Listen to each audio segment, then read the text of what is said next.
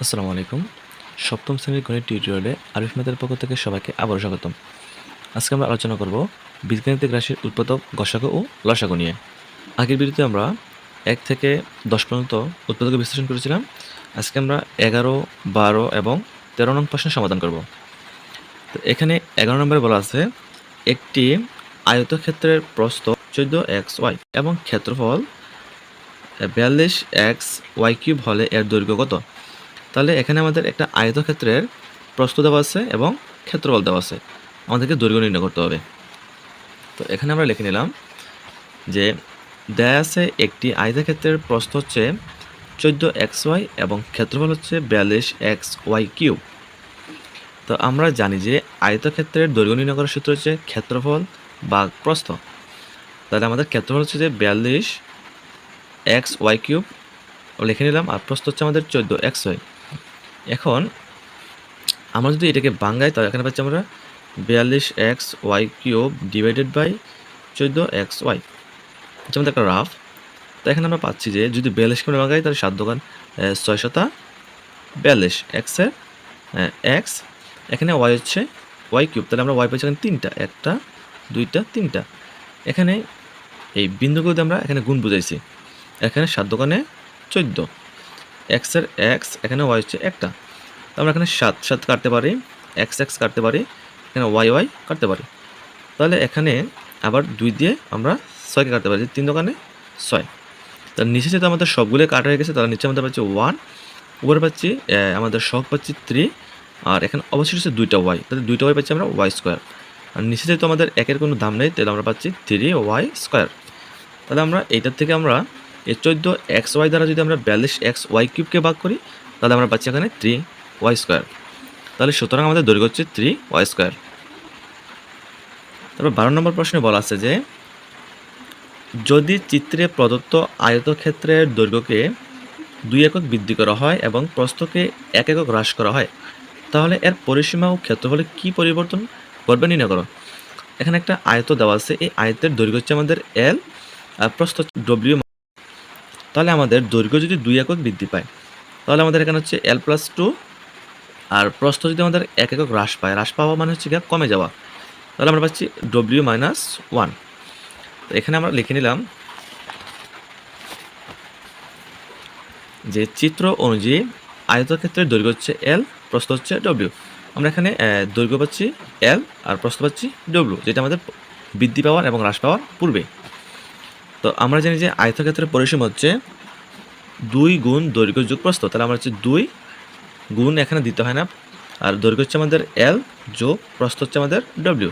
2 গুণ দৈর্ঘ্য যোগ প্রস্থ, এটা যদি আমরা 2 দিয়ে গুণ করি, তাহলে এই 2 দিয়ে L কে গুণ হবে, 2 দিয়ে W কে গুণ হবে। 2 দিয়ে আগে গুণ করা হয় 12 প্লাসের প্লাস, আর 2W 2W। এটা আমরা 1 নং সমীকরণ ধরে নিলাম। আর ক্ষেত্রফলের সূত্র হচ্ছে দৈর্ঘ্য গুণ প্রস্থ। তাহলে আমাদের দৈর্ঘ্য হচ্ছে এখানে L আর প্রস্থ হচ্ছে আমাদের W। তাহলে L W হচ্ছে আমাদের ক্ষেত্রফল, এটা আমরা ধরে নিলাম 2 নং সমীকরণ। যেহেতু প্রশ্নে বলা আছে যে দৈর্ঘ্য 2 একক বৃদ্ধি পাবে এবং প্রস্থ 1 একক হ্রাস পাবে, আয়তক্ষেত্রের দৈর্ঘ্য 2 একক বৃদ্ধি এবং প্রস্থকে 1 একক হ্রাস করা হয়, তাহলে আয়তক্ষেত্রের দৈর্ঘ্য হবে যে L+2। তাহলে L হচ্ছে আমাদের দৈর্ঘ্য হচ্ছে আমাদের 2 একক বৃদ্ধি পেয়েছে, আর প্রস্থ হবে আমাদের W-1। W হচ্ছে আমাদের প্রস্থ, আর প্রস্থ হচ্ছে আমাদের 1 একক হ্রাস পাবে। তাহলে আমাদের পরিসীমাটা হচ্ছে 2 গুণ দৈর্ঘ্য যোগ প্রস্থ। দৈর্ঘ্য হচ্ছে আমাদের L+2 আর প্রস্থ আমাদের W-1, তাহলে L+2। এখন আমরা L+2 লিখে দিলাম প্লাসের প্লাস W, এখানে এইটা হচ্ছে প্লাস, এই W plus, plus plus plus হয় W, এই 1 হচ্ছে মাইনাসের, এই হচ্ছে প্লাস, তাহলে প্লাস মাইনাসে -1 1। 2 এর 2 এখানে রাখলাম, L এর L, W এখানে 2 হচ্ছে আমাদের প্লাসের, 1 হচ্ছে মাইনাসের। 2 এর থেকে আমরা 1 বিয়োগ করলে পাচ্ছি যোগের 1, যেহেতু 2টা আমাদের যোগের ছিল। এখন এই 2 দিয়ে আমরা এই সম্পূর্ণটাকে গুণ করব। 2 দিয়ে আমরা L কে গুণ করলে পাচ্ছি 12, W কে গুণ করলে পাচ্ছি 2W, আর 1 কে গুণ করলে পাচ্ছি 2 একে 2। পরিসীমাকে রেখে দেবো 3 নং সমীকরণে। তাহলে আমাদের ক্ষেত্রফল কী হচ্ছে, ক্ষেত্রফল হবে দৈর্ঘ্য গুণ প্রস্থ। আমাদের দৈর্ঘ্য হচ্ছে যে L+2 এবং প্রস্থ হচ্ছে যে W-1। তাহলে এখানে আমরা L দ্বারা এই W এবং 1কে গুণ করবো, তাহলে L হচ্ছে প্লাসের, W হচ্ছে প্লাসের, তাহলে প্লাস প্লাসে প্লাস হয়, LW Lটা হচ্ছে প্লাসের, 1 হচ্ছে মাইনাসের, তাহলে প্লাসে মাইনাসে মাইনাস, L ওকে L। এই 2 হচ্ছে প্লাসের, W হচ্ছে প্লাসের, তাহলে 2W হচ্ছে প্লাসের, এখানে 1 হচ্ছে মাইনাসের, 2 হচ্ছে প্লাসের, তাহলে 2 একে 2, এটা হচ্ছে মাইনাসের। এটাকে আমরা ধরে নিলাম 4 নং সমীকরণে। আমাদের প্রশ্নে বলছে যে যদি আমরা 2 একক বৃদ্ধি করি এবং 1 একক হ্রাস করি তাহলে পরিসীমা ও ক্ষেত্রফলে কি পরিবর্তন ঘটবে নির্ণয় করতে হবে। তাহলে আমাদের একটা হচ্ছে বৃদ্ধি করার পূর্বের পরিসীমা এবং ক্ষেত্রফল, আর হচ্ছে বৃদ্ধি এবং হ্রাস করার পরে পরিসীমা এবং ক্ষেত্রফল। তাহলে এই দুইটার মধ্যে আমরা এখন তুলনা করব। তাহলে সমীকরণ 3 ও 1 এর পরিসীমা তুলনা করে পাই। তাহলে আমাদের 3 নং সমীকরণটা হচ্ছে গিয়া 12 + 2w + 2, আর 1 নং সমীকরণটা হচ্ছে গিয়ে আমার 12 + 2w। এই দুইটা হচ্ছে আমাদের পরিসীমা। তাহলে আমরা এখানে পাচ্ছি 3 নং সমীকরণ থেকে আমরা 1 নং সমীকরণটি বিয়োগ করতেছি। এটাকে প্রথম 3 নং সমীকরণ যেভাবে আছে আমি এভাবে লিখে নিলাম। আর এখানে যদি আমরা মাইনাস, তাহলে প্লাসে মাইনাসে মাইনাস, 12 এর 12, এই মাইনাসে প্লাসে মাইনাস 2w 2w। তো এখান থেকে আমরা এখানে পাচ্ছি একটা মাইনাসের 2 প্লাসের 12, এখানে আমরা মাইনাসের 12, প্লাসের 2w মাইনাসের 2w। তাহলে আমাদের আর অবশিষ্ট এখানে আছে প্লাসের 2, তাহলে এটা হচ্ছে আমাদের 2। এবং আমরা সমীকরণ 4 ও 2 এর ক্ষেত্রফলটা তুলনা করে পাই। তাহলে আমাদের এখানে ক্ষেত্রফলের 4 নং সমীকরণের ক্ষেত্রফল হচ্ছে গিয়া LW - L প্লাস 2W - 2, এবং 2 নং সমীকরণের ক্ষেত্রফলটা হচ্ছে আমাদের LW। তাহলে আমরা এখানে প্রথমে 4 নং সমীকরণটা লিখে নিলাম ক্ষেত্রফল, এবং 2 নংয়ের ক্ষেত্রফলটা এখানে লিখে নিলাম সমীকরণের। তাহলে প্রথমেটা যেভাবে আছে আমরা এভাবে লিখে নিলাম -12 -12।